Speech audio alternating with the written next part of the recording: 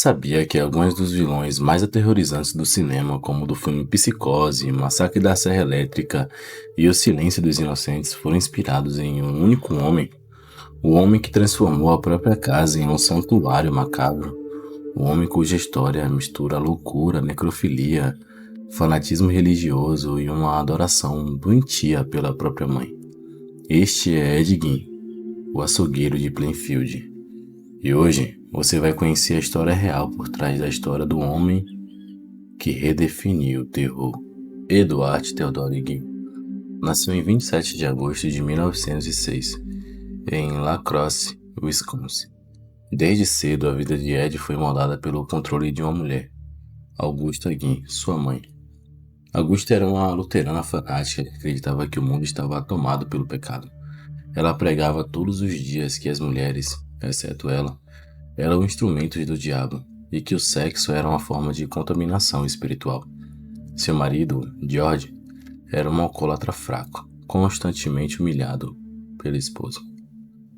Augusta isolou Ed e seu irmão Henry de tudo e de todos. A fazenda onde moravam em Plainfield era afastada do resto da cidade. Os meninos raramente iam à escola e, quando iam, Ed era alvo de diversas piadas pelos seus colegas. Ele era tímido, estranho e obcecado pela mãe. Ela os obrigava a ler passagens bíblicas sobre a morte, o castigo e o inferno, e punia qualquer demonstração de curiosidade sobre o mundo. Em 1940, o pai de Ed morreu. 5 anos depois, em 1945, o irmão Henry morreu misteriosamente em um incêndio na fazenda.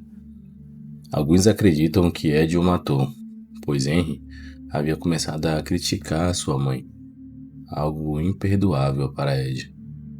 Pouco tempo depois, Augusta sofreu um derrame e morreu. E após a morte da sua mãe, a sanidade mental de Ed desapareceu para sempre. Depois que sua mãe morreu, Ed trancou o quarto dela e transformou a fazenda em um túmulo, e o quarto da sua mãe em um santuário. Ele vivia em meio à sujeira, a jornais velhos, ratos e silêncio. Mas dentro da mente dele uma obsessão crescia. Ele não aceitava a perda da mãe. Gein então começou a visitar cemitérios à noite. Exumava corpos de mulheres de meia idade, aquelas que, segundo ele, lembravam Augusta, sua mãe. Ele confessou ter roubado pelo menos 9 cadáveres entre 1945 e 1957. Mas não era apenas curiosidade mórbida que ele tinha. Ele usava os corpos para criar objetos, como algumas cadeiras estofadas com pele humana, máscaras de pele humana, tigelas feitas de crânios e até um traje completo de mulher, um traje de pele. Na mente dele, vestir essa roupa o aproximava da sua mãe. Era a forma de trazê-la de volta. Durante esse período, Gein mergulhou em leituras bizarras. Ele se interessava por livros sobre anatomia, rituais tribais e canibais. Mas também tinha uma fascinação peculiar pelo nazismo, especialmente por histórias de campo de concentração. Ele lia sobre Ilse Koch, conhecida como a cadela de Buchenwald, uma mulher acusada de usar pele humana para fazer abajures e lembranças. Gein parecia inspirado por essas histórias. Era como se ele aceitasse e acreditasse que está recriando o que lia, dentro da própria casa.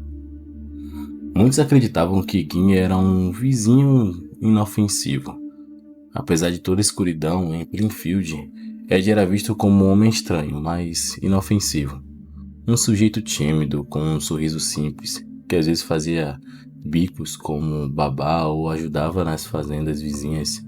Sim, o mesmo homem que desenterrava cadáveres, cuidava das crianças da cidade. As pessoas o achavam esquisito, mas gentil.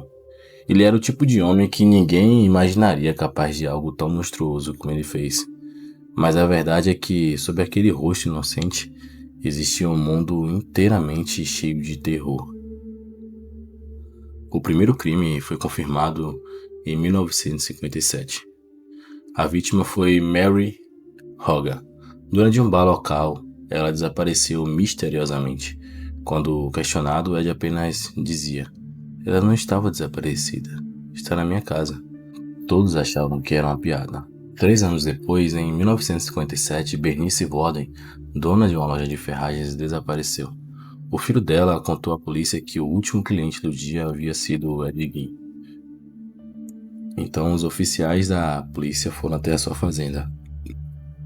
E o que encontraram lá fizeram eles morrerem de medo. E marcou toda a história de terror de um crime. Dentro do celeiro, o corpo de Bernice Worden estava pendurado de cabeça para baixo, aberto ao meio como um animal abatido. Mas o que os policiais encontraram dentro da casa foi ainda pior. Máscaras humanas penduradas nas paredes, móveis revestidos de pele, crânios usados como tigelas, órgãos guardados em recipientes e um traje de corpo inteiro feito com pele feminina. A casa era uma mistura de cemitério e oficina. A verdadeira história de um museu de horrores. Então Ed foi preso e confessou parte dos crimes com muita calma, uma calma assustadora. Disse que muitas das peças vinham de corpos exumados e que só matou 2 pessoas. Afirmou que fazia tudo aquilo para reviver a sua mãe e sentir como ela estava viva ainda. Os médicos diagnosticaram esquizofrenia e psicose grave. Ele foi declarado inapto para o julgamento e transferido de imediato para o Hospital Estadual para Criminosos Insanos. Logo após, ele foi transferido para o Instituto de Saúde de Mendota. Em 1984, aos 77 anos, ele morreu. Relatos dizem que durante a sua internação ele era extremamente calmo, cooperativo e educado. O mesmo homem que havia feito móveis de carne humana agora passava os dias lendo revistas e cortando madeira. O que levou Ed a essa insanidade, então? Os especialistas acreditam que a origem está na relação simbiótica com a mãe. Ele cresceu sem amor, algo reprimido e condicionado a odiar o mundo. Quando ela morreu, Ed perdeu a sua única referência, e em sua mente a única forma de suportar a ausência foi revivê-la, literalmente. Outros psicólogos defendem que Ed tinha um transtorno de identidade e culpa religiosa extrema, o que o levou a ver as mulheres como imagens fragmentadas da mãe. Seu desejo de tornar-se ela foi o resultado final de uma mente despedaçada entre o amor, o ódio e a solidão. A fazenda de Ed então foi queimada pouco tempo depois da sua prisão. Nada restou, apenas cinzas e memórias, mas sua história deu origem a algumas das obras mais icônicas de terror do mundo. O filme Psicose, O Massacre da Serra Elétrica e O Silêncio dos Inocentes. Ele se tornou o molde do psicopata moderno, o homem comum, gentil, que esconde um inferno particular dentro de casa. Ed Gein nunca quis ser um assassino em série. Ele queria a mãe de volta. E no processo acabou se tornando um retrato perfeito do que aconteceu quando o fanatismo e a solidão destrói a mente humana. Hoje, seu túmulo é simples, escondido e constantemente vandalizado por curiosos, mas seu nome continua vivo.